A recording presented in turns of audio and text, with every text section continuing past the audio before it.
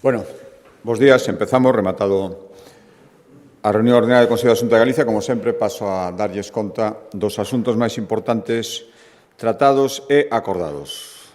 O primeiro asunto, en vísperas do 25 de novembro, creo que especialmente ha caído e unha demostración máis da tolerancia cero contra calquera tipo de violencia, moitísimo máis contra a violencia machista que queremos exercer na Xunta de Galicia. Por lo tanto, isto pasa tamén por establecer mecanismos para previr posibles casos de violencia machista en todos os ámbitos e tamén nos ámbitos, nos centros sanitarios. A Xunta de Galicia ten en marcha hai un tempo, un protocolo, un sistema de actuación protocolizado para detectar estas situacións ou intuir que se poderan estar dando. Por lo tanto, trátase dunha enquisa protocolizada que se realiza cando os profesionais sanitarios observan algún síntoma que lles poña en alerta, pois, por exemplo, hematomas en diferentes grados de curación, nerviosismos evasivas nas consultas,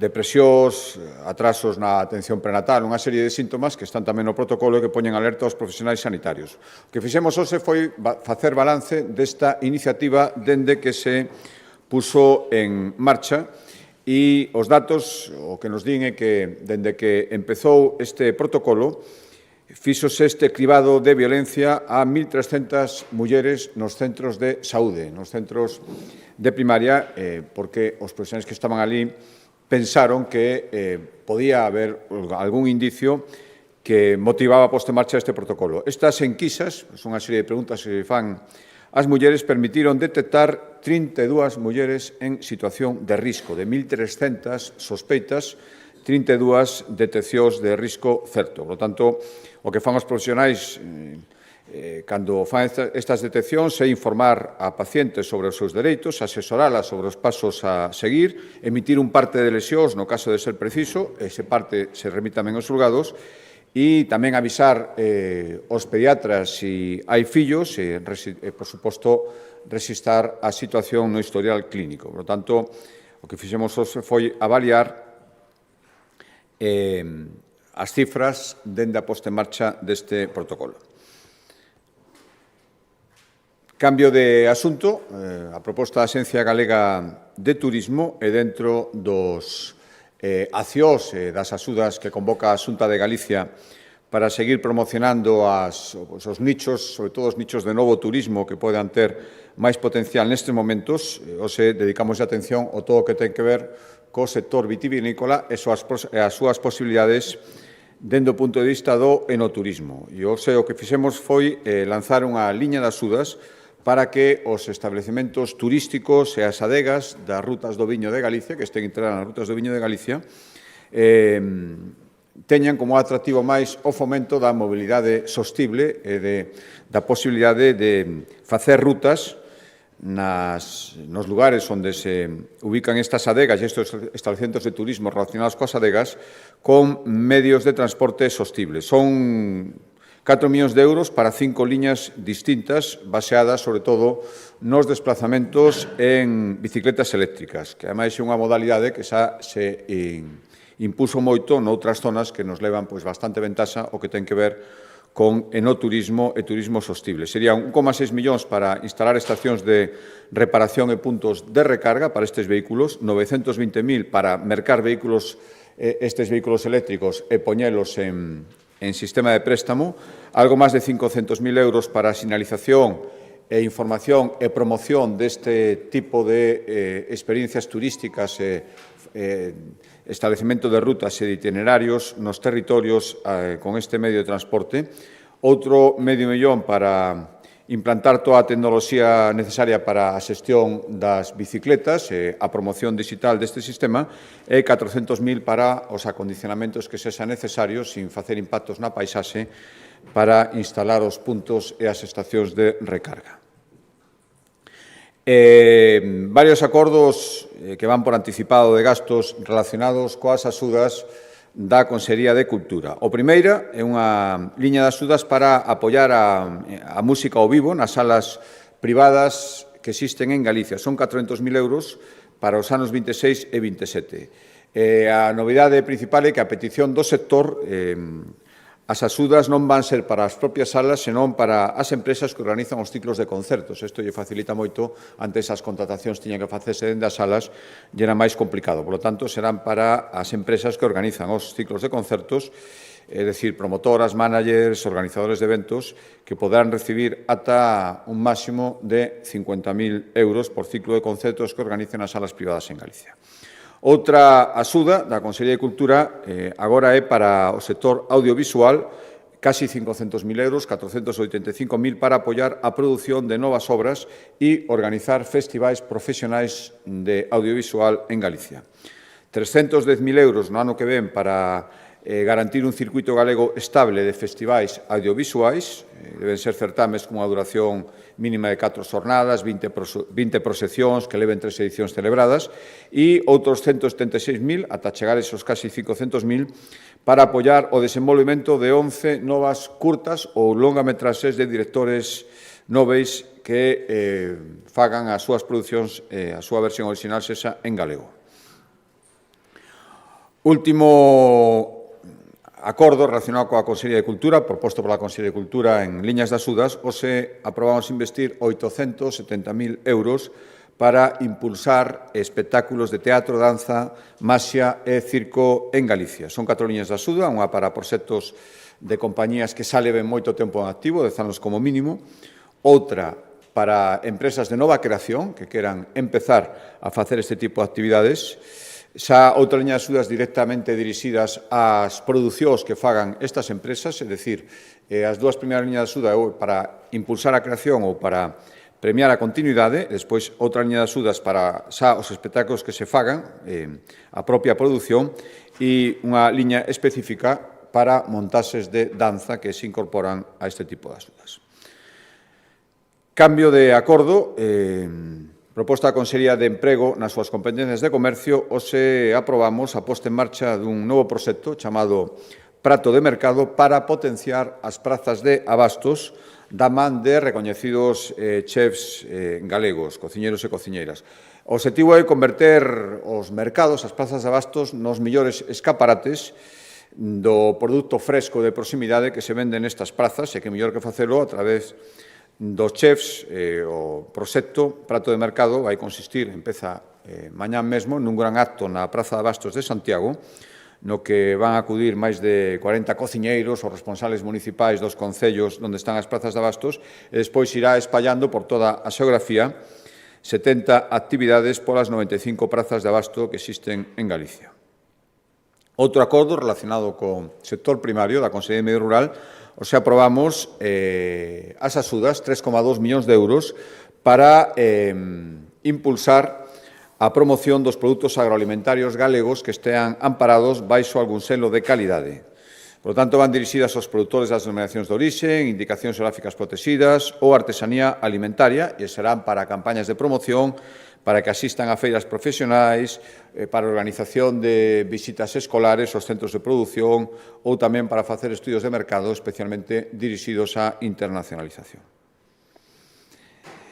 Sigo no sector primario. Hoxe coñecimos, unha vez pechado xa e esgotado todo o crédito, o balance definitivo da medida que impulsamos de xeito novedoso este ano para promocionar o consumo de peixe, o coñecido como bono peixe. Recordarán que foron 2,5 millóns de euros en vales descontos para, con esa intención de impulsar o consumo de peixe en Galicia e intentar aminorar o descenso evidente que se está producindo en Galicia e no resto de España. Esta medida novedosa permitiu, a datos pechados os datos, teñen o balance a súa disposición, pero algúns datos salientables, aumentou un 13% as vendas, comparado coa media dos últimos anos, e foron movilizados 11 millóns de euros en compras. Estes 2,5 millóns de euros sirveron para multiplicar por máis de 4 ao investimento 11 millóns en compras en 750 establecementos adheridos. Foron un total de 146.000 consumidores os que descargaron o bono peixe e o gasto medio por bono foi de casi 18 euros, é dicir, había un máximo de 50, pero como se pediron moitos bonos, cando se esgotou a cantidad de 2,5 millóns de euros, o gasto medio era de casi 18 euros. Foron máis de 500.000 operacións, 146.000 consumidores, é dicir, hubo consumidores que fixeron varias compras. Algo máis da metade dos descontos de utilización do bono peixe foi en supermercados, o 52%, e por provincias, a Coruña e Pontevedra concentraron unha parte importante, casi o 80% das operacións realizadas co bono peixe e especialmente destacan as cidades de Vigo e de Pontevedra. Perfil do consumidor, casi a mitade dos consumidores que utilizaron o bono peixe foron mulleres de entre 40 e 65 anos, casi cun 50% das utilizacións do bono peixe. Outro acordo, a proposta tamén da Consellería do Medio Rural, seguimos en sector primario, foi o que nos leva a destinar 7 millóns de euros no ano que ven para todos os programas de sanidade e produción animal, ou sanidade dirixida, sanidade veterinaria dirixida a produción animal para garantir a boa saúde do gando galego, sempre importante, especialmente nestes tempos onde vemos enfermedades que amenazan moi seriamente a nosa cabaña gandeira. Este acordo faise especialmente oportunos, 7 millóns de euros para toma de mostras e análisis periódicos, para evitar enfermedades como a tuberculose ou a brucelose. En algún momento foron enfermedades certamente complicadas e de enorme impacto, tamén para intentar previr outras novas enfermedades, campañas de vixiancia de certas patoloxías, aquelas que vexamos máis preocupantes ou con máis impacto, tamén para todos os labores de desinfección dos vehículos que hai que facer cando os veterinarios da Xunta de Galicia trasladan animais enfermos, que hai que facer un transporte moi especial con medidas de desinfección moi estrictas para previr os contaxios. Bueno, todo eso supón 7 millóns de euros que investiremos no ano 2026.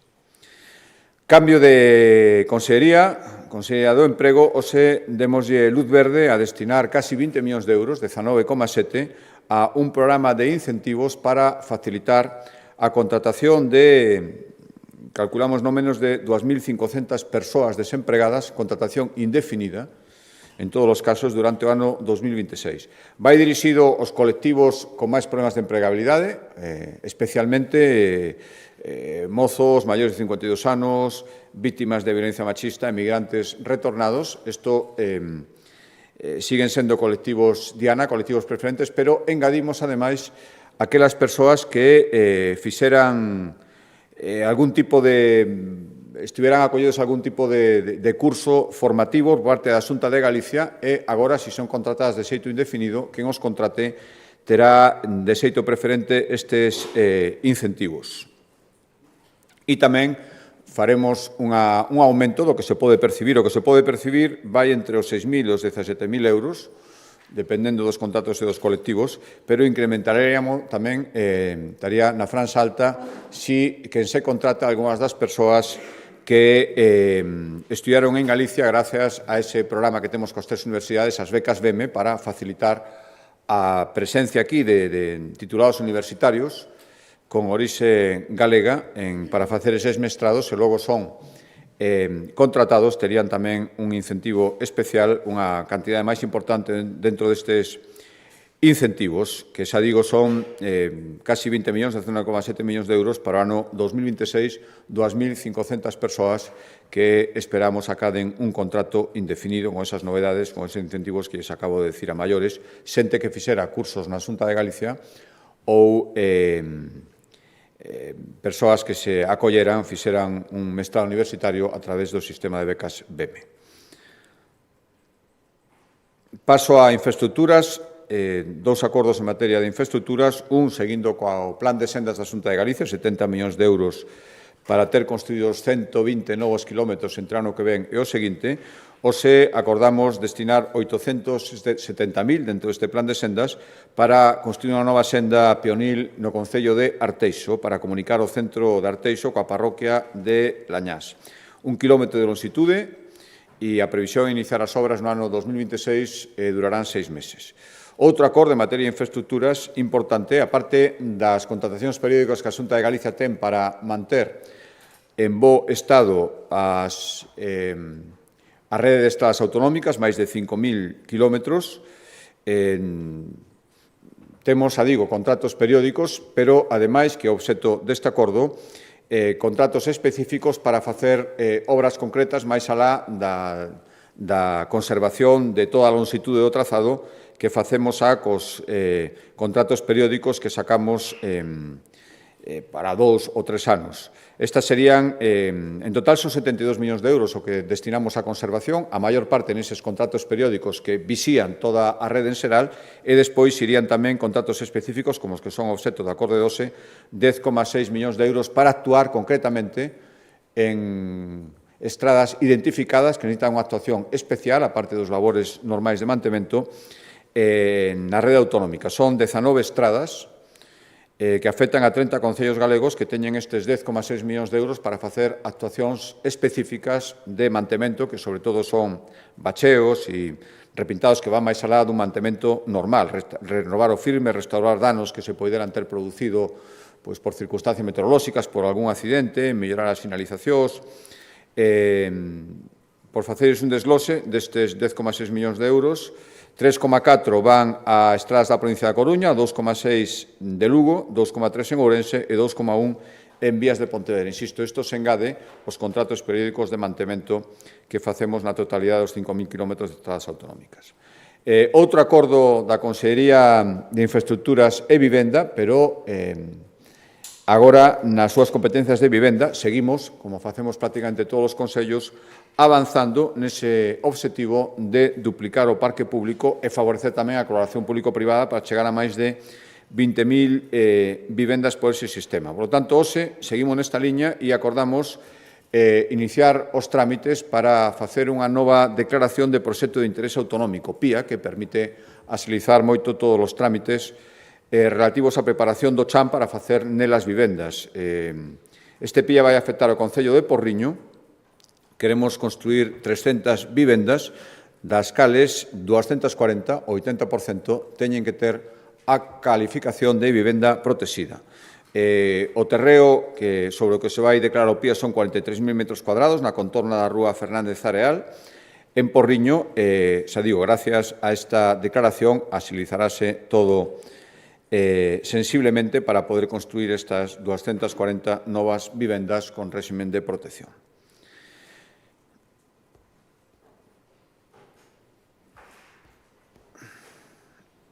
Cambio a Consellería de Educación, na súa faceta de responsable tamén do I+D+I vinculado ao ámbito universitario, hoxe avaliamos un informe que presentou a Consellería sobre o apoio á rede de CIGUS, que son os 10 centros de investigación universitaria de excelencia que temos en Galicia e que é un magnífico exemplo do apoio de funcionamento da puxanza do I+D+I galego ou I+G+I, como nos gusta chamalo. Este informe o que di é que a rede CIGUS logrou captar máis de 221 millóns de euros en proxectos de investigación dende que existe esta rede CIGUS.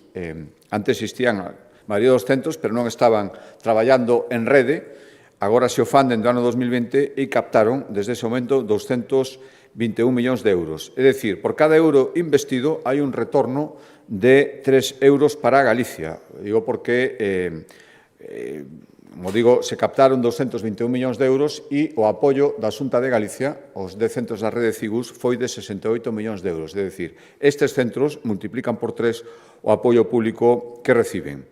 Son 1.700 investigadores, dos que case o 90% traballan con contratos que financia a Xunta de Galicia. Hai máis de 425 grupos de investigación, dende que se crearon moitas spin-off, pero hai 38 ahora mismo que están activas e que captan e que serviron, ademais, para facer esa transferencia de coñecemento, e un dos últimos fitos, por exemplo, que lograron captar un proxecto europeo de 11 millóns de euros que permitirá contratar a 40 profesionais postdoutorais. Por tanto, a rede de CIGUS demostra a súa eficacia e traballando máis en sistema moitísimo máis e que agardamos que, ademais, que estes investigadores que están traballando máis de 1.600 e son os primeiros beneficiados das aportacións que poidan vir a partir do ano que ven cando se poña en funcionamento a nova Fundación Galtea, da que lle dimos coñecemento en varios dos consellos celebrados últimamente.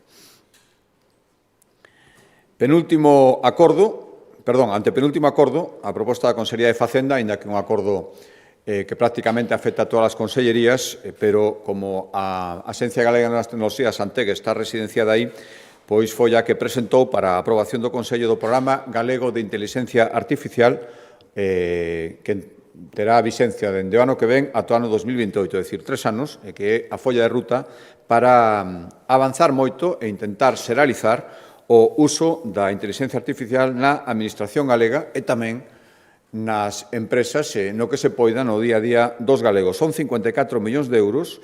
O principal obxectivo, empeza pola propia Xunta de Galicia, que é ampliar os servicios públicos que a Xunta ten internamente, pero tamén os que ofrece a cidadanía, en nos que a inteligencia artificial pode supoñer unha mellora moi importante, un plan moi amplio, un investimento cuantioso, por darlles exemplo de algúns das medidas, obxectivos que queremos cumplir.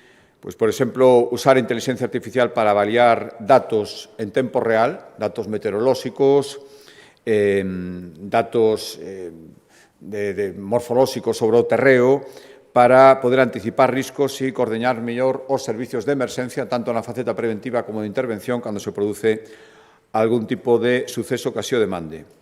Tamén vais incorporar a todos os procesos de diagnóstico da sanidade pública, teñen un labor fundamental, xa o está tendo, para complementar o labor médico a hora de facer diagnósticos. Tamén ten que ser unha plataforma cada vez máis potente para almacenar, analizar e xestionar todos os datos que vai recopilando a Administración Autonómica nas súas diferentes facetas de actuación. Tamén daremos, decía que queremos trasladalo ás empresas, dentro destes cartos hai máis de 4 millóns de euros, casi 5, para que seguir axudando as empresas galegas, sobre todo as PEMES, a que incorporen a inteligencia artificial no seu funcionamento diario, e tamén haberá achegas para os grupos de investigación, moitos deles na rede CIGUS, que decidan centrar os seus proxectos no eido da inteligencia artificial. Paso a acordos da Consellería de Sanidade. Un deles ten que ver coa aposta que fixemos hai tempo por todo o que ten que ver coa medicina xenómica, onde temos magníficos profesionais de referencia mundial traballando na sanidade pública en Galicia. A medicina xenómica o que intenta é previr o risco de sufrir patoloxías hereditarias, oncolóxicas, as chamadas enfermedades raras. O que se busca non só o tratamento, senón, sobre todo, que o que se centra o obxecto deste acordo en todas as labores de prevención que permitan anticipar que se vai sufrir esta enfermidade, por lo tanto, poder empezar os tratamentos ou poder evitalo cando iso é posible. O que fixemos hoxe foi incrementar un 14% a partida que xa destina a Xunta de Galicia para impulsar a medicina xenómica. Por lo tanto, chegamos aos 13,5 millóns de euros para os vindeiros 2 anos investidos na Xunta de Galicia en medicina xenómica. Facémolo a través dun convenio de colaboración coa Fundación Galega de Medicina Xenómica, referencia, dende logo, a nivel europeo en algúns aspectos do seu traballo tamén mundial, e imos destinar este aumento a aumentar e incrementar as probas e análisis xenéticas que se realizan na sanidade pública. Queremos chegar a máis de 40.000 probas xenéticas realizadas no ano 2026 e, ademais, seguir mantendo unha serie de programas que están dando un magnífico froito e teñen que darlo, ademais, no futuro. Un deles o proxecto Xenoma Galicia, que quere avaliar o ADN de 400.000 galegos e galegas, xa se están tomando moitas probas, dende hai case un ano, e poder adiantarse no diagnóstico a posibles enfermedades hereditarias, e tamén o programa Medicina Personalizada 5P para ofrecer tratamentos máis individualizados e máis eficaces, polo tanto, a pacientes, sobre todo, de enfermedades raras. Hai outro acordo de sanidade, antes de darlle paso á conselleira para que explique o último acordo adoptado no Consello. Este ten que ver un balance das obras que está acometendo a Xunta de Galicia, a través da Consellería de Sanidade, nos edificios destinados á atención primaria en Galicia. Fíxose un esforzo moi importante, temos repetido moitas veces, dende o ano 2009, a Xunta destinou 163 millóns de euros para construir ou reformar 138 centros de saúde en Galicia. 52 novos centros se puxeron en marcha dende ese ano, 140 millóns de euros investidos, e melloramos as instalacións de 86 centros de atención primaria, dos cales 60 eran titularidade municipal, solo 26 eran da Xunta de Galicia, a isto destinamos casi 22 millóns de euros. Queremos seguir por este camiño e o informe que vimos hoxe, informe e acordo, ademais, porque habilita as partidas por anticipado de gasto para as execucións do ano que ven. Durante o ano 2026 mobilízanse 60 millóns de euros para empezar a construción ou atender as anualidades dos centros que xa empezaron a súa construción no ano anterior. Estou falando, o ano que ven empezarán a construción dos centros de saúde dos concellos de Muíños e Bóboras, na provincia de Ourense, van supoñer 3 millóns de euros cada un. Imos continuar coas obras de execución xa iniciadas do centro de saúde, novo centro de saúde en Vilagarcía de Arousa, 17,8 millóns de euros en total, os cales haberá unha partida importante que se executará o ano que ven, o da Milagrosa en Lugo, 3 millóns, ou o centro de saúde da Rúa. E avanzaremos nos trámites, se é posible xa iniciar as obras o ano que ven, para os centros de saúde nos concellos de Barro, Noia, Meis, Teo, Mos e Ponteareas. E, bueno, tamén fixemos un balance neste informe das grandes obras que se estaban acometendo e que xa están prácticamente rematadas. O CIS Olimpia Valencia en Vigo xa está rematado, vai recibir os primeiros pacientes no primeiro trimestre do ano 2026, unha vez rematadas as obras, antes de que acabe este ano. No primeiro trimestre de 2026 tamén estarán operativos funcionando, atendendo pacientes do Centro de Saúde de Conso aquí en Santiago e Moaña, en Pontevedra, e o Centro de Abegondo, por exemplo, que todavía está en obras, pero quedanlle poucos meses para rematarse, a previsión é que na segunda metade do ano que ven tamén entre en funcionamento. E último acordo, explicará máis polo mío a conselleira, ten que ver con un tema fundamental para Galicia, que obriga a non deixar pasar todas as oportunidades que ofrece neste momento. A Xunta de Galicia realizou un estudo, xunto con a Universidade de Santiago, encargou a Universidade de Santiago, para avaliar, co encargo de avaliar, a riqueza mineira que existe en Galicia. Foi un estudio moi exhaustivo, complexo, recolléronse máis de 43.000 mostras xeoquímicas en 127 zonas de Galicia e elaborouse un estudio que dá lugar a un informe que do que respecto do cal queremos dar conta agora neste Consello. Conoceu o Consello, queremos dar conta a través dos medios de comunicación. Ten cifras moi interesantes. A primeira é que este estudio revela que o valor mineiro en Galicia pode chegar aos 45.000 millóns de euros, porque a nosa comunidade de Galicia rexistra unha das concentracións máis significativas, máis numerosas, máis valiosas de minerais críticos en todo o continente europeo e, dende logo, na parte occidental. Este estudio demostra que hai 18 en que en Galicia existen e poden ser explotados 18 dos 34 minerais identificados como críticos pola Unión Europea. É dicir, máis da metade desa identificación que fixe a Unión Europea, eses minerais existen en Galicia. Hai 5 corredores, 5 zonas, con alta presencia destes minerais, que serían Santiago Touro Lalín, a primeira, a zona de Cabo Ortegal e Moeche a segunda, a zona de Pernouta Forcarea a terceira, Sanfín Santa Comba a cuarta e Vigo Tui Porriño a quinta zona. Son, insisto, materiais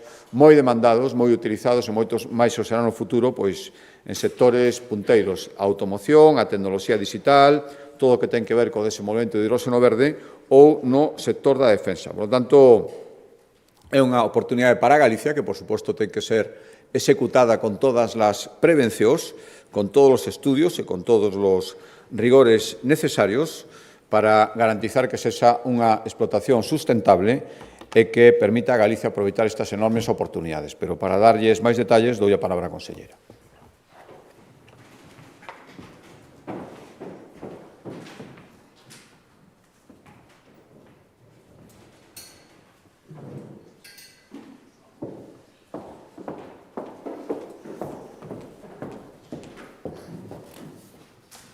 Moi ben, pois, bo día, grazas, presidente. Bueno, como saben, o Goberno galego está absolutamente comprometido co uso sostible dos recursos naturais e a base de nosa estrategia é esa Lei de Recursos Naturais que entrou en vigor no ano 2024. Esta estrategia está alineada coa situación ou a tendencia actual da economía, unha economía descarbonizada e digitalizada, o cal fai que estes materiais críticos aos que se refería o presidente teñan a condición agora mesmo de recursos estratégicos de extraordinaria importancia para a economía de calquera territorio e tamén para a seguridade e a tecnoloxía das nacións desenvolvidas. Este informe, que efectivamente encargamos á Universidade de Santiago, sitúase nun contexto que é xa a situación que ten agora mesmo o desenvolvemento mineiro na nosa comunidade autónoma.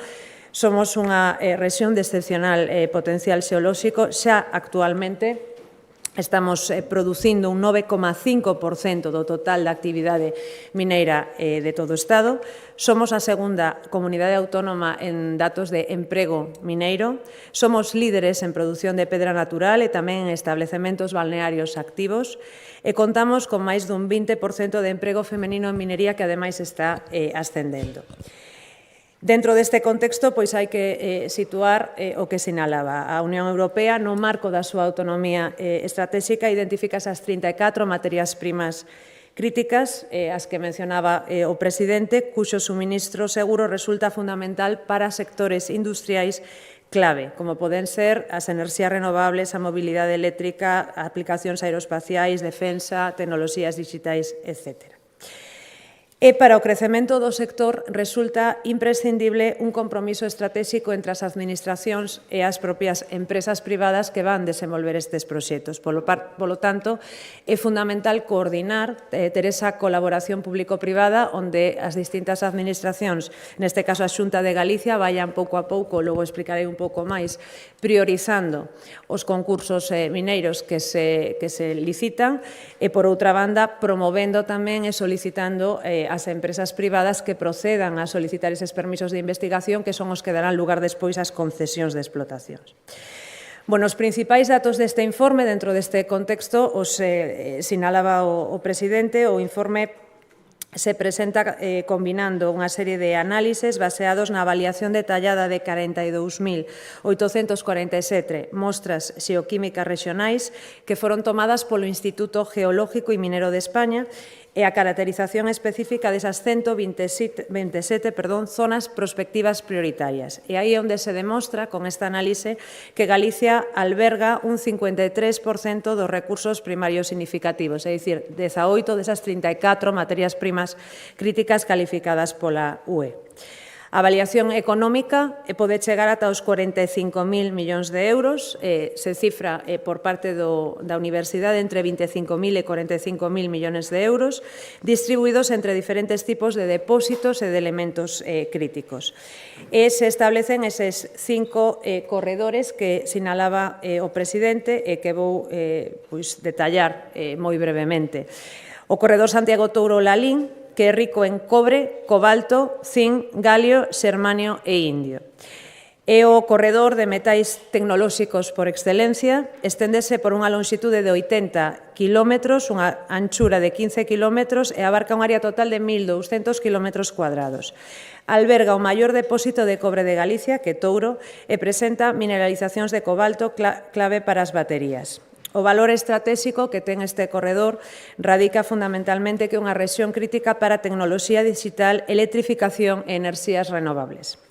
O segundo corredor, que é o do Cabo Ortegal-Moeche, ten elementos como cromo e elementos do grupo do platino. É o corredor máis singular de Galicia, ten unha longitude de 25 kilómetros e se estende por un área de 200 kilómetros cuadrados. O seu valor estratégico radica en que estes elementos son insustituibles en catalizadores, hidróxeno verde, automoción e electrónica. E se considera como o corredor máis exótico ou único de toda a comunidade. O terceiro corredor é o corredor Penouta-Forcarei. É o corredor estrela para a industria tecnolóxica e o único que ten produción activa de tantalio en Europa. En concreto, os minerais máis existentes neste corredor son o tantalio, o niobio, o litio e o estaño. Esténdese durante unha longitude de 35 km con un área de 420 km cuadrados. Neste corredor é onde está Penouta, que saben que é unha mina coñecida, cun valor estratégico en xeral do corredor para a microelectrónica, o almacenamento enerxético e tamén as superaleacións. O cuarto corredor é o corredor de Sans Fins Santa Comba, os minerais wolframio, estaño e bismuto, e a denominada cintura de wolframio galega, activa desde fai máis dun século, vital durante a Segunda Guerra Mundial, cunha longitude de 45 km e un área de 810 km cuadrados, reúne dous dos xacementos de wolframio máis grandes de España.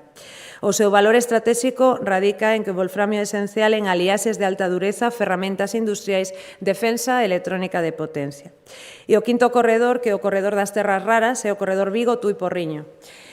É onde os complexos alcalinos concentran o maior potencial de terras raras na comunidade autónoma, esténdese por 60 km e en total a área ocupa 1.200 km cuadrados. Está asociado a imáns permanentes, motores eléctricos, turbinas eólicas, láseres e electrónica.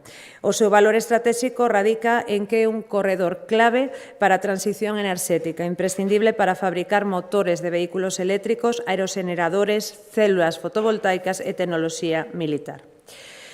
Bueno, no ámbito destes corredores hai diversas explotacións en diferentes situacións administrativas. Hai explotacións que están xa actualmente activas, como pode ser, por exemplo, a de magnesitas de Rubián no Incio, en Lugo, ou a mina de San Juan de wolframio na Gudiña, Ourense. Hai outras antiguas explotacións, como poden ser as minas de Santa Eufemia en Folgoso do Courel, a de San Fins en Lousame ou a mina de Touro na Coruña, pero hai algúns proxectos que se pretenden reactivar e que están en distintas fases de tramitación. Bueno, pois algunhas das mencionadas, a propia mina de Touro, a mina de Penouta en Viana do Bolo ou o coñecido como o complexo para litio Alberta, que é a concesión de explotación da mina de Doade que está actualmente en tramitación. Ben, indo ao detalle das materias primas críticas, esas son os 34 materiais críticos que foron calificados pola Unión Europea. E dentro deste, na segunda diapositiva, se pode ver cales son as 18 que en Galicia contan con potencial significativo. O relevante desta clasificación que fai a Universidade, ademais de, por suposto, distinguir esas 18 materias primas críticas en Galicia, é a xerarquización clara que fai das materias primas e que nos vai permitir dun xeito obxectivo ir pouco a pouco encamiñando a estrategia mineira dentro da comunidade.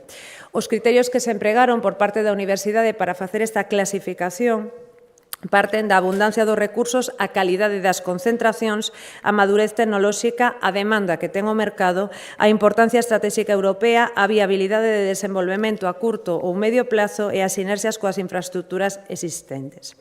Desta maneira, con todos estes elementos, se fixo unha ponderación onde pesa un 30% os factores de carácter estratégico, como pode ser a autonomía europea, e un 25% os factores económicos e tamén os factores xeolóxicos e un 20% os factores técnicos.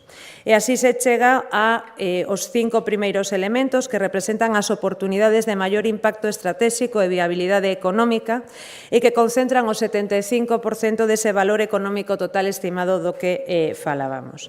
En concreto, a posición de liderado do tantalio niobio reflite a vantaxe competitiva única de Galicia como único produtor europeo. As terras raras e o litio representan as maiores oportunidades de crecemento futuro e o wolframio, así como o sistema de cobre-cobalto, proporcionan bases moi sólidas para o desenvolvemento de capacidades industriais complementarias. Os elementos que se atoman nas posicións intermedias, que van do 7 ao 10, ofrecen oportunidades de diversificación que poden desenvolverse en paralelo cos elementos prioritarios, considerando a Universidade que se poden aproveitar aquí economías de escala e sinerxias operacionais. E os últimos elementos que están en posicións inferiores, do 11 ao 14, son aqueles que exixen xa avaliacións adicionais de desenvolvementos tecnolóxicos antes de considerar investimentos significativos. Ben, tendo en conta todo isto, pois temos que trazar a estrategia de como seguir tramitando as distintas concesións. Previamente saben que hai que tramitar os concursos para os permisos de investigación.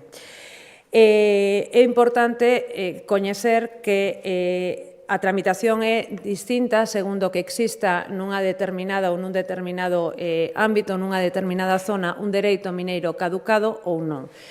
E no caso de onde non existise un dereito mineiro previo, en calquera momento se pode solicitar ese permiso de investigación polas empresas promotoras e de resultar a existencia do mineral se podrá tramitar xa a concesión mineira e o correspondente proxecto.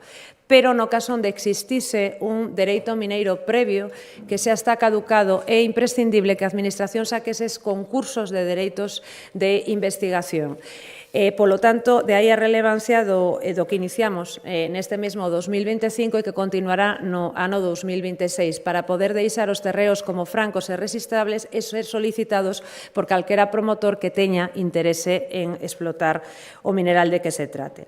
Por iso, nas novas convocatorias para comenzos do ano 2026 e tendo en conta os resultados deste informe, combinaremos, por unha banda, dereitos mineiros caducados que xa pertencen netamente ao grupo de sustancias primas críticas, como pode ser o litio ou o wolframio. En segundo lugar, dereitos mineiros caducados sobre os que se valorará nas bases de convocatoria que se investiguen materias primas críticas aparelladas a sustancias máis clásicas. E un terceiro grupo, que serán outros dereitos sobre os que non exista interese, pero que permitan realizar unha labor de ordenación mineira para pouco a pouco ir registrando as zonas como francas. Ben, como conclusión, polo tanto, Galicia o que ven a sinalar este informe que posúe un potencial moi importante para estes elementos críticos polos seus factores xeolóxicos únicos e tamén polo contexto xeopolítico favorable. Isto supón, polo tanto, unha oportunidade sen precedentes para a comunidade autónoma, tendo concentracións das máis significativas de elementos críticos en Europa e Occidental. Como vantaxes competitivas, moi resumidamente o informe sinala que os 5 corredores identificados ofrecen oportunidades de desenvolvemento integrado que permiten aproveitar esas economías de escala, a proximidade aos mercados europeos de alta tecnoloxía que reduce os custes logísticos, a presencia das infraestructuras portuarias da Coruña, Vigo e Ferrol que proporciona acceso directo a mercados globais e a presencia tamén de institucións académicas e centros de investigación especializados. Desafíos importantes para que esta estrategia chegue a bo porto, desafíos técnicos, que a complexidade mineralóxica de algúns depósitos e a necesidade de tecnoloxías de procesamento moi especializadas, desafíos ambientais, os mencionaba o presidente, é necesario estar os máis altos estándares de sustentabilidade prescritos polas legislacións e que se minimice o impacto ecolóxico e se maximice o beneficio social. Desafíos regulatorios para coordinar os diferentes niveis regulatorios das distintas administracións. Como oportunidades, sinala o informe a creación de clústeres industriais especializados, pero, sobre todo, importantísimo articular as capacidades de desenvolvemento en Galicia. É necesario establecer cadenas de valor completas que supongan ou vayan dende a extracción ata a fabricación dos produtos finais de alta tecnoloxía, incidindo, polo tanto, nos procesos de refino que permitan obter o produto final en Galicia. E nada máis o informe demostra, sin dúbida, que Galicia ten un potencial en elementos críticos extraordinariamente rico e, polo tanto, creemos como Goberno que é unha responsabilidade o impulsar esta estrategia mineira. E, como estamos dicindo respecto de toda a estrategia industrial da comunidade, é fundamental que estemos a Administración, as empresas e a cidadanía. Polo tanto, é clave que, dende os 3 puntos de vista, todos estemos remando a favor do progreso e dunhas capacidades que moitas economías avanzadas querrían ter. Polo tanto, creemos que é un desenvolvemento que temos que, sen dúbida, impulsar. Moitas grazas. Moi boas, conselleira. Sobre esta cuestión, un par de dúbidas. A primeira, e tendo en conta que DOADE foi declarada estratégica pola Unión Europea, precisamente por todo isto que nos comentabas, Hai algún tipo de comunicación entre a Xunta e a Comisión Europea ou algún tipo de departamento en Bruselas que fale sobre este potencial ou se está tendo algún tipo de comunicación neste sentido? E a segunda, no ámbito dos retos, non sei se hai algún xeito no que a Xunta ten planteado facer frente ao confrontamento social que puidera xurdir da reactivación dos proxectos mineiros, tendo en conta a situación que se está vivindo agora. A mina de Touro ten a plataforma a favor e en contra. Entón, un pouquiño, neste contexto actual, é unha cuestión bastante relevante se tedes algunha valoración ao respecto. Graciñas. Gracias. Bueno, pois sí, coa Comisión Europea temos reunións, de feito, na última que tivemos con distintos directores xerais dentro de varias das áreas que afectan os proxectos mineiros. Presentouse, ademais da Estrategia de Seguridade e Defensa, tamén a Estrategia Mineira que está seguindo a Comunidade Autónoma e, por suposto, que temos constante contacto, porque ademais creemos que así ten que ser, non? É un exemplo esta mina.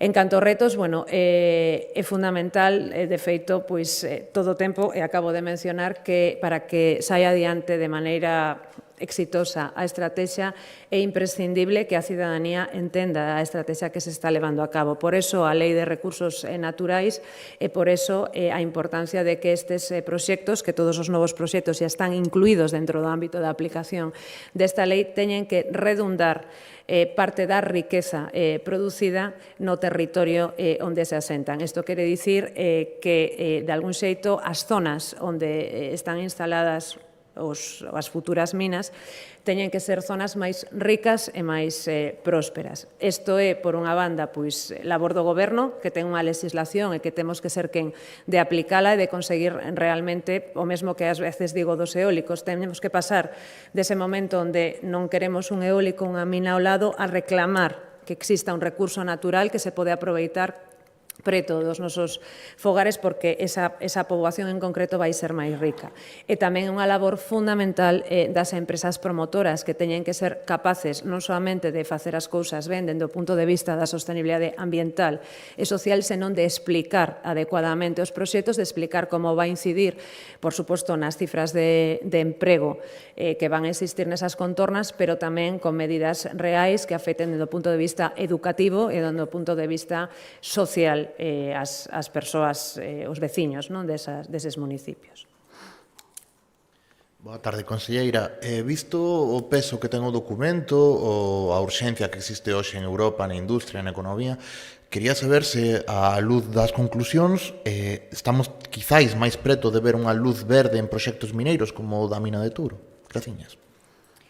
Bueno, eu creo que a luz verde ou non ten nada que ver coas conclusións deste informe. Os proxectos tramítanse todos escrupulosamente dende o punto de vista ambiental e industrial e, polo tanto, o que ten que ver, si, este informe é que a Administración debe ser proactiva, como dicía antes, en promover eses permisos, eses concursos de permisos de investigación para facilitar que se poida, por parte dos promotores privados, iniciar as futuras explotacións. Pero, como vostedes saben, primeiro haberá un permiso de investigación, se resulta un mineral, haberá un permiso, unha concesión de explotación, pero isto non quere dicir que automáticamente a mina poida ser explotada. A partir de aí hai que facer toda a tramitación ambiental do proxecto como calquera proxecto industrial. Polo tanto, o valor ou a relevancia deste informe é coñecer que, de algún xeito, existe esta riqueza mineral e, polo tanto, hai que incentivar que se poidan dar estas concesións mineiras. A partir de aquí, por suposto, cada proxecto se ten que tramitar, haberá proxectos que se sean viables ou outros que non, pero coa tramitación ordinaria que hai que seguir de acordo coa legislación ambiental. Pues muchas gracias.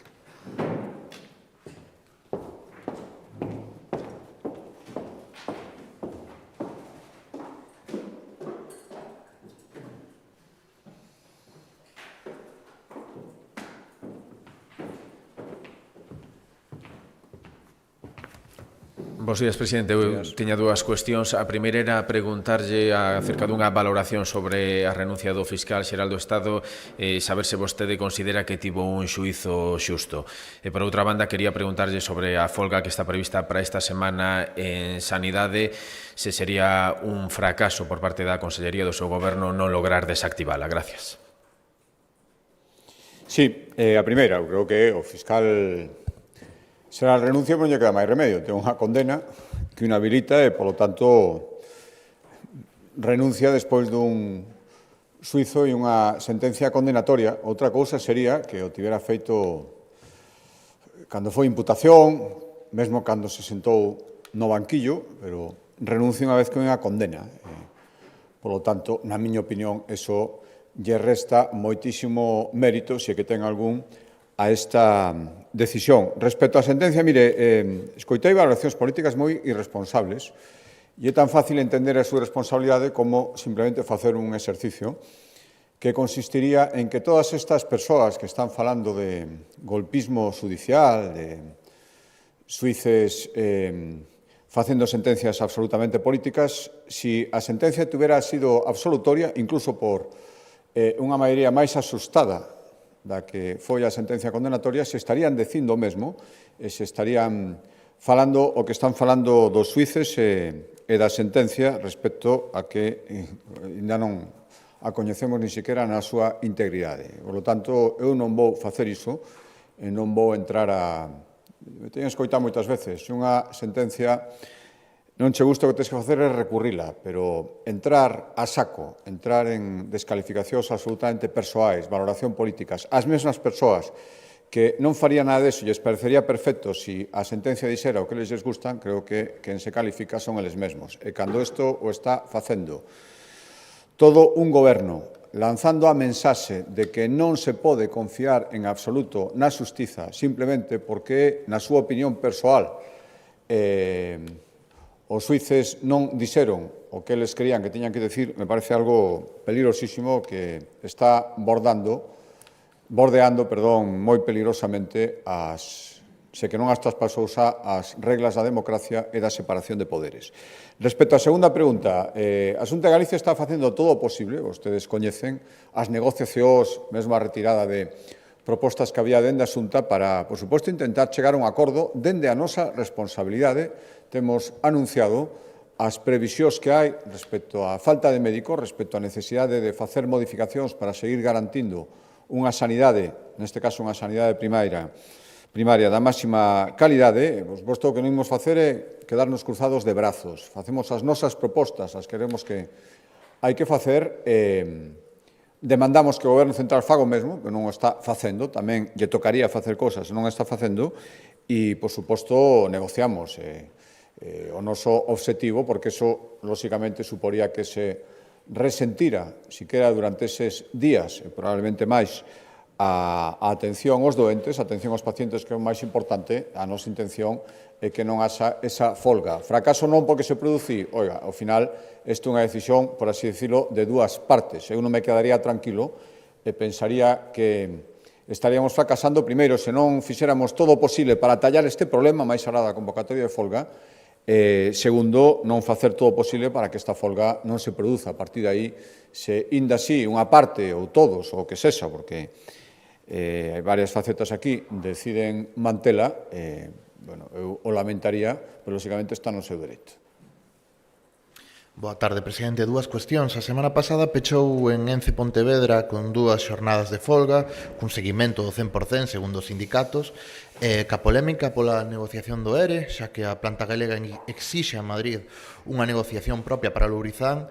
Vista a situación actual, cree que axeitada a aposta polo eucalipto que se está a facer en Galicia nun momento de crise no sector pasteiro e madeireiro? E, por outra banda, o sábado tivo lugar en Santiago un acto no que participaron, entre outras, Paula Prado e Fabiola García, para reclamar ao Goberno de España un reforzo das xentes nas actuais plantillas policiais para dotar de máis protección ás víctimas da violencia machista. Xusto mañán é 25 de novembro, data que chega nun momento de polémica polos erros nas pulseiras antimontrato. A pregunta, hai aberto algún diálogo entre a Xunta e o Goberno Central para atender estas solicitudes e dar maior cobertura ás víctimas de violencia? Grazas. Sí, non sei. A primeira pregunta. Bueno, os mesmos que se opoñen a calquera, xa non a que medre, non medrou, saben, como vostedes saben, prorrogamos a moratoria con unha serie de condicións, pero os que se opoñen totalmente á existencia de eucalipto en Galicia son os mesmos que están pedindo dende hai moito tempo, suelen coincidir bastante, pois que peche a fábrica de Ence, polo tanto, tamén que se vexan afectados directamente non só os postos da fábrica, que non están en cuestión, sino as das moitas industrias auxiliares que deso dependen. Por lo tanto, supoño que eles sí que verán unha relación directa e estarían encantados das dúas cousas. Primeiro, que non poidera haber un solo exemplar desta especie arbórea en Galicia e, ao mesmo tempo, que pecharan as fábricas sin importarles en absoluto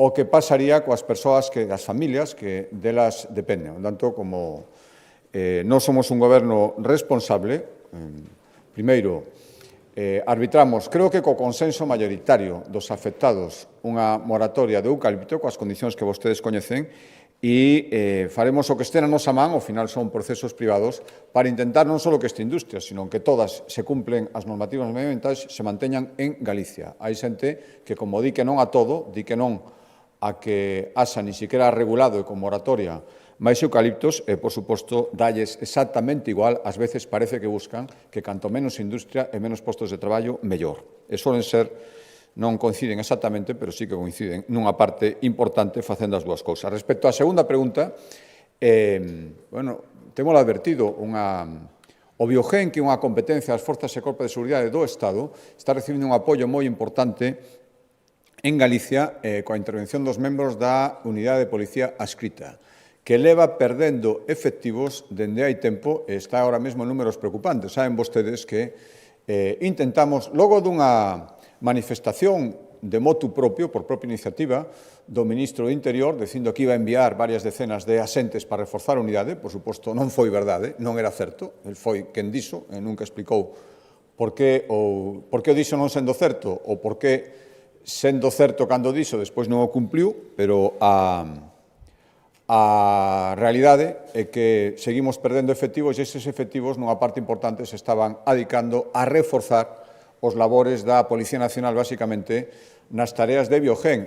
Polo tanto, que estamos dicindo que se seguimos perdendo efectivos, eses labores non se poden facer, polo menos, coa mesma eficacia, por unha cuestión obvia, que as persoas que teñen que facer ese labor cada vez son menos. Por tanto, estamos facendo un aviso serio e o que queremos é seguir facendo ese labor e máis, e por eso estamos, hai tempo, intentando falar co Ministerio do Interior para que se engadan, como se fixeron noutras ocasións, máis efectivos a Unidade de Policía Adscrita, coñecida como Policía Autonómica. Non será por non telo intentado, non será por non seguir as reglas de discreción que se nos pediron para conseguir este objetivo por parte do Ministerio do Interior, pero a día de hoxe o resultado que coñecen é que siguen disminuindo os efectivos e que cada vez se poñen máis en perigo tarefas fundamentais que están realizando.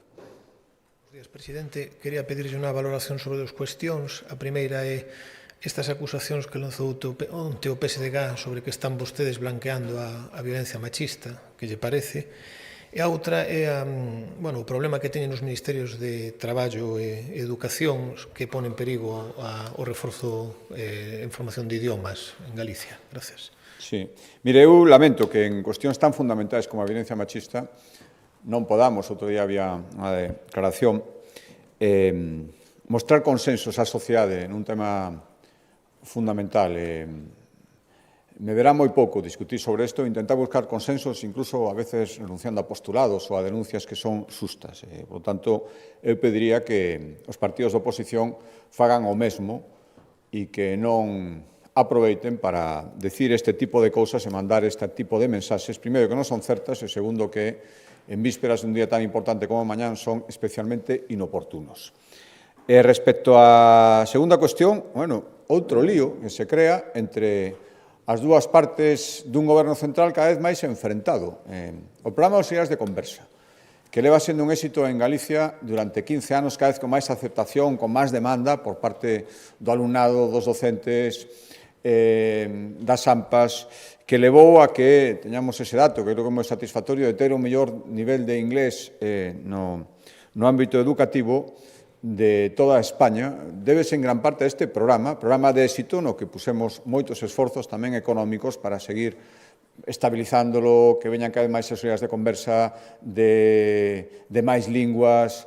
Todo iso, agora, de repente, nos encontramos con que unha parte do goberno, que claramente non fala coa outra, pois pon unha serie de de regras se dirixe a nós, o Ministerio de Educación non sabe moi ben que decirnos, cando estamos falando de dous ministerios, en teoría, do mesmo goberno, e nós estamos intentando que se arregle esta cuestión canto antes. Témonos dirixido ao Ministerio de Educación, que foi con quen sempre tivemos as relacións para manter este programa de auxiliares de converso, relacións fructíferas, dicindolle que está pasando, que se arreglen entre eles e que non poñan en perigo este programa. Espero que, polo menos en isto, se sean capaces de falar e darnos unha solución a un problema que nós non temos creado.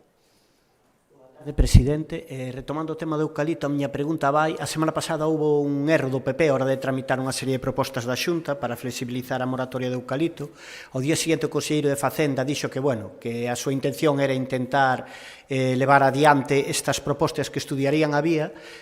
Como facer, entón, a pregunta é se xa saben máis ou menos que vía utilizar para esa flexibilización do eucalipto. Grazas. Sí, bueno, o primeiro, dixémolo, sí, foi un erro. Ás veces cométense e errar é propio de seres humanos e foi un erro que a mí non me gustaría que se tivera producido e que, lóxicamente, demanda unha solución, pero é certo que as reglas de tramitación de enmendas son as que son e nós tamén temos que respetalas e, como me pareció unha modificación a caída oportuna, que veo, ademais de recoller demandas do sector, veremos a fórmula de poder introducirla. A mí me gustaría que, canto antes, pero dentro duns cauces. O que unimos facer é saltarnos os procedementos e a normativa para enmendar este erro. Por lo tanto, en canto poidamos será. Se me pregunto ahora mesmo se temos a fórmula xa definida, non, ou polo menos se hai, a mí non me foi transmitida, insisto, non é tan sinxelo,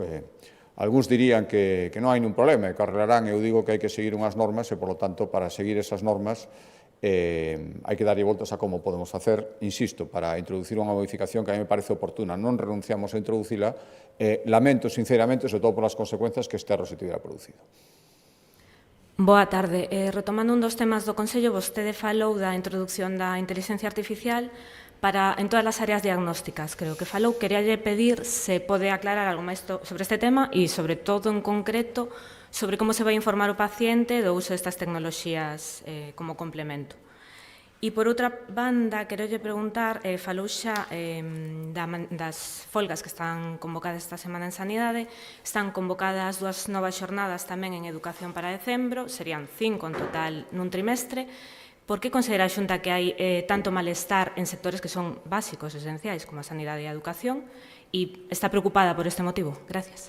Sí, respecto á primeira, mire, xa as fórmulas de comunicación ao paciente estamos falando en moitos casos de procedimentos internos. Creo que neste momento non pode caer ninguna dúbida de que a inteligencia artificial en moitos campos, pero en medicina tamén, o teñen dito infinidade de profesionais, de feito, lles decía na miña intervención, xa se están aplicando e melloran a capacidade de diagnóstico, nunca van sustituir as persoas, e moito máis en medicina, pero axudan, e axudan, nalgúns casos, inmensamente. Moitos aparellos de última tecnoloxía, de ultimísima tecnoloxía, están baseados en gran parte aparellos sanitarios, tamén de diagnóstico, na inteligencia artificial. Por tanto, temos claro que hai que introducirla e se en algún momento o paciente debe ser informado de que se está facendo, pois tamén, afortunadamente, está bastante regulado dende o punto de vista xurídico todo o que ten que ver coa utilización da inteligencia artificial e por iso non vai haber fallo. Pero, vamos, renunciar a todas as posibilidades que a inteligencia artificial nos dá tamén en materia sanitaria, creo que non tería ningún sentido facelo. Respecto á segunda pregunta, bueno, xa dixen que remataba a resposta á pregunta anterior dicindo que se ao final estas folgas se produciran, creo que non sería bo. Na nosa man está facer todo o posible como goberno para que non se produzan, lóxicamente, de acordo a uns principios de actuación e as posibilidades reais. Comprometerse a aquilo que non é posible non tería ningún sentido. É certo que algunhas en épocas pasadas hubo convocatorias ou amagos de convocatorias de folga que finalmente non tiveron lugar. Creo que aí hubo unha capacidade negociadora polas dúas partes e creo que un bo resultado que evitar unha folga nunca pode ser unha boa conclusión nun proceso de negociación. Dito isto, bueno, eu vou a repetir, outro día me trasladaban que, non sei, o do Consello Económico e Social, o representante dun sindicato, estémonos referido moitas veces a ese sindicato, dixo ali públicamente, insisto, según me trasladaron, supoño que haberá actas, que o conflito, promover o conflito e promoverlo de xeito permanente, ele estaba convencido, e falaba en nome do seu sindicato, que é a mellor maneira para intentar conseguir obxectivos. Promover o conflito como ferramenta de traballo, casi que exclusiva. Por lo tanto, creo que eso resposta a parte da súa pregunta.